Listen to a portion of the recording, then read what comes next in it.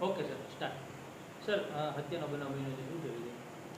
ગતરોજ તારીખ 18/6/2024ના રોજ સોનગઢ પોલીસ સ્ટેશન અંતર્ગત આવતું પીપરલા ગામ છે. એ પીપરલા ગામની અંદર ચિથરભાઈ ડાબી છે, એમની વાડીની અંદર હત્યાનો બનાવ બનવા પામેલો છે.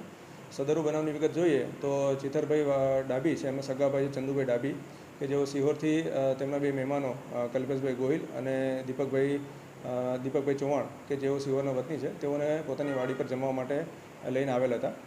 તેઓનો જમવાનો પ્રોગ્રામ પત્યો ત્યારબાદ તેમના મહેમાન એમાં કલ્પેશભાઈ ગોહિલ અને દીપકભાઈ ચૌહાણ એ બે વચ્ચે એક ખૂબ જ નજીવી બાબતે બોલાચાલી થઈ અને બોલાચાલીના લીધે આ બોલાચાલી છે એ ઉગ્ર બાબતમાં પરિણમી અને જેમાં કલ્પેશભાઈ ગોહિલ જે છે એ કલ્પેશભાઈ ગોહિલે પોતાના ગુસ્સા ઉપર આપો ખોઈ બેસતા તેઓએ તેમની પાસે રહેલી છરી જે હતી એ છરી દીપકભાઈ ચૌહાણના છાતીના ભાગે એક કરતાં વધારે વખત ઝીકી દીધી હતી, જેના કારણે દીપકભાઈ ચૌહાણનું ઘટના સ્થળે જ મૃત્યુ પામેલ હતા.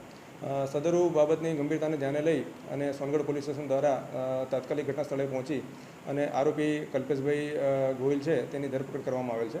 હાલ સમગ્ર બાબતે કલ્પેશભાઈ ગોહિલ વિરુદ્ધ આઈપીસી કલમ 302 વગેરે મુજબનો ગુનો છે એ દાખલ કરવામાં આવ્યો છે અને સમગ્ર બાબતની તપાસ જે છે એ સોનગઢ પોલીસ સ્ટેશનના પીએસઆઈ દ્વારા ચલાવવામાં આવી રહેલ છે.